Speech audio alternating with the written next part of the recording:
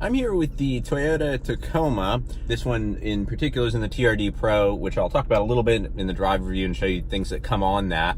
It's kind of a unique segment of truck though, compared to something else I've reviewed, like say the Nissan Frontier, which are, similar small trucks or mid-sized trucks or whatever you want to call them. This one feels a lot larger. Some of that's, I'm sure, because it's higher because of the TRD Pro package, but even compared to other Tacomas I've driven, years ago, this one just feels like a very large truck, which for a truck audience might be a good thing. Let's go check it out now.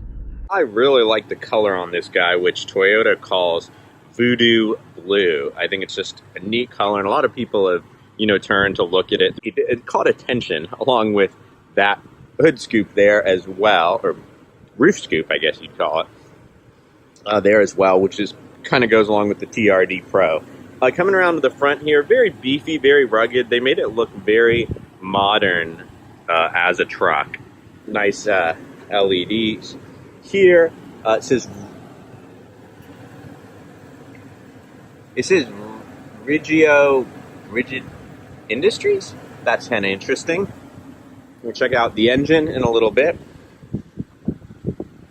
Beefy tires down there. You can tell this truck has spent a lot of its life off-road, which Toyota uses this for a lot of off-road events. So pretty standard engine there. You can tell it's actually kind of small compared to this huge bed. It's the V6, and interestingly enough, they write the kind of guess, is that the name of the engine on there? That would appear to be what it is. And then there's the air box, which I guess pulls air somehow from this guy over into there. So that's kind of neat. Model, this guy is not functional. It's just kind of there cosmetically. It looks good though. It looks good from within. This sticker package is an option. It's one I'd probably skip. I mean, I think it looks cool, but I don't know. It just seems sort of unnecessarily shouty. And then coming around the back, that's where you can kind of see the design of the truck's a little bit older, a little bit more basic back. Camera is hidden up in there. This is actually very nicely weighted and hinged. It doesn't like slam down like some of the trucks in this class does. It's got a power jack back there.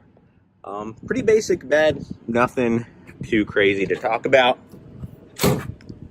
So let's check out the inside of this truck. Given the price of this particular trim is kind of basic, it has very rugged looks. It almost reminds me of a 4Runner in a lot of the way this is all laid out in the gauges, and I like the climate control vents.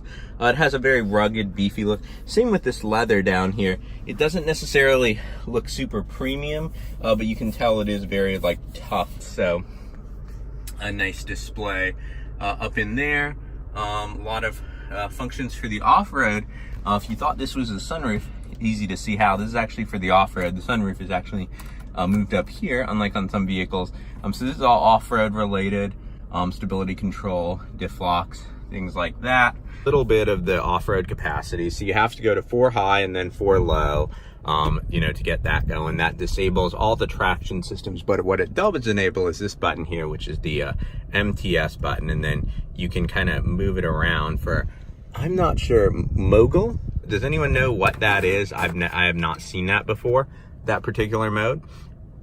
So it's rock and dirt, pretty standard. Rock mode, which is also pretty standard. A mud and sand mode, and then loose rock, which I think is kind of interesting. You can enable crawl mode and then change the speed of the crawl control. This is for the diff lock, which you can see is enabled down there with that little red light. I was wondering why, when those were blanked out, why there were 2 what look like drive wheel locks. This was kind of interesting. There's a warning label about the diff locks and only use them, under a certain speed. We'll go through the display in a little bit. Pretty basic interior though. Good utilitarian space. You can get wireless charging down in that little box there. You get quite a few cup holders. Good bass on this JBL stereo, I will say that. It's a pretty decent stereo for, a big truck and things like that. Coming around to the back here, 2 6-feet people could fit here. It would be a little snug if both people were significantly over 6 feet. And again, you get these kind of, I'd almost skip the leather on here because This doesn't like scream super premium. I mean, I'm sure it's rugged and it does its job. And there's even a headrest, so you can use this guy as a seat as well. Or of course you can lift this up and fold these guys down. And then there's that subwoofer I was commenting. It had really good bass. The JBL sub is back there. So good stuff there. Running through these gauges here, a lot of safety tech is standard, it being a Toyota product. Blind spot monitoring is kind of the only safety feature this guy had, or required, I guess you'd say. So pretty standard stuff here. This is all around town driving, so you kind of expect that to be low. So that's it. I do like, I will say, these graphics. I don't know if they come across on video. Very rugged. This is a mountain up here, and then this is some mud or off-road type stuff here. Compass, which a lot of cars come with now. Radio control. This is kind of interesting. This is probably my favorite thing. I have off-roaded this, and it's very helpful to know, where your truck is in terms of things like that. They also include the tire pressure in here and all of that. Here's any warning issues. This one needs probably an oil change at this point.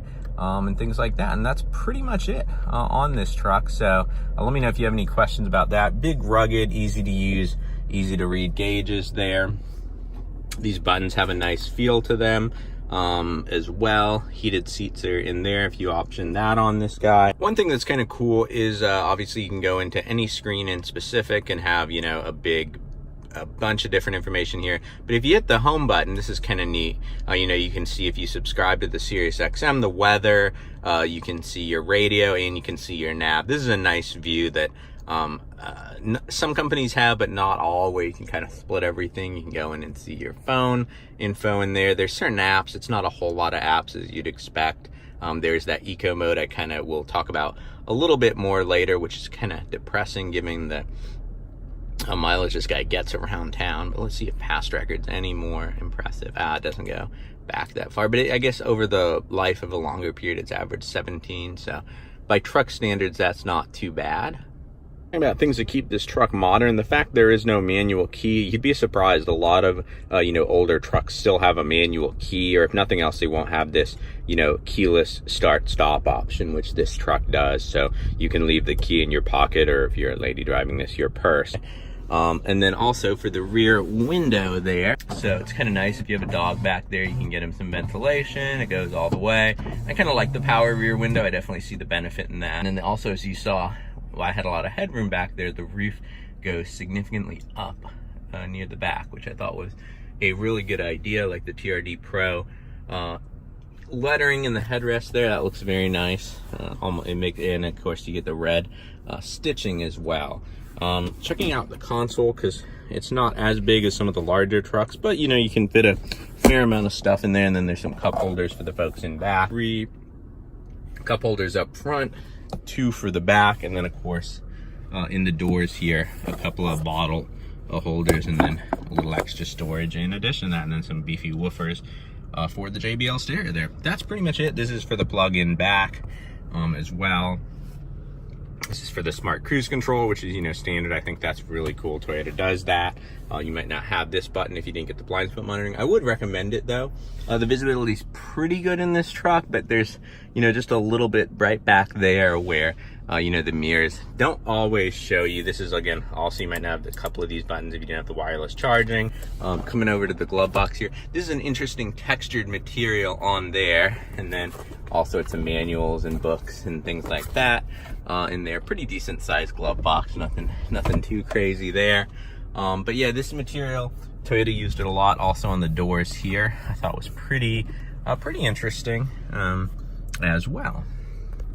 So I had a chance to off-road probably this exact same truck from what I saw in the engine bay at an off-road event. So I won't really be doing much off-roading today. I will say this, if you get the TRD Pro package on there, everything that makes it a really good and pretty competent off-roader, it actually kind of has certain compromises on road, as we'll talk about right now. So it's got the kind of snake gated shifters you may have seen earlier. The ECT power button is one I actually, when I kind of want to go quickly, do use compared to some of the V8, you know, bigger trucks, even though they're bigger and heavier. With this V6, sometimes can feel a little underpowered. The transmission can be kind of caught off guard. ECT fixes some of that. Steering is very loose, even by truck standards. It's pretty loose.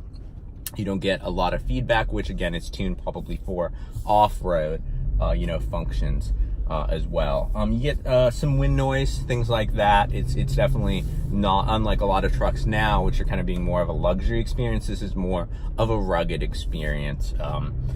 You know, from all the trucks I've driven, that's what I noticed. The brakes also have a kind of a weird thing. I don't know if that's because this one has, I think it's like 6,000 miles, something. Let me check exactly. This one has almost, yeah, 6,500 miles. So I don't know from all that off-roading and press vehicles if the brakes are just starting to have issues. There's this kind of weird play where the truck rocks, even if you try to do it smoothly. And then at the very last bit when you get, I don't have to stop here, but I will, just to kind of show, it kind of thrusts you.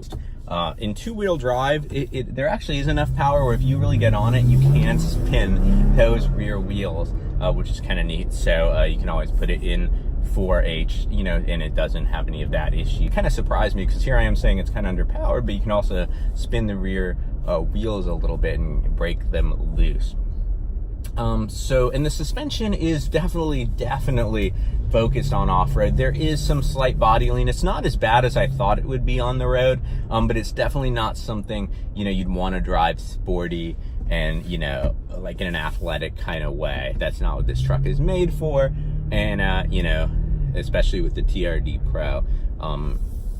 So you wouldn't necessarily want to take it on the back roads, at least not quickly. This truck is in an interesting space because it's more expensive, and like I said, I think it's bigger than something like a Frontier.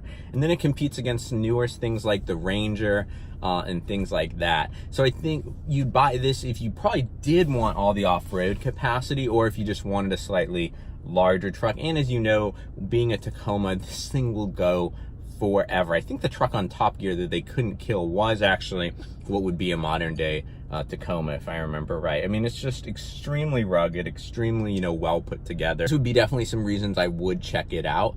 But like I said, this truck does have a lot of competitors now, and a lot of their competitors are either less expensive or quite a bit newer and things like that. But this truck has done a pretty good job staying modern, staying relative. There's even, you know, Toyota's Eco gauge in there, which it's kind of depressing to look at on this guy. So would I buy this truck with my own money? I would actually probably, because I would want to trailer stuff and have that extra capacity, go with one of the big V8 trucks. Because now on a lot of them too, you know, the bigger trucks, especially if you get something with like a V6 turbo or whatever, don't have worse mileage than this guy. So my personal choice would be something bigger. I totally see why people would buy this truck though. Well, next time, my speedy racers, drive on.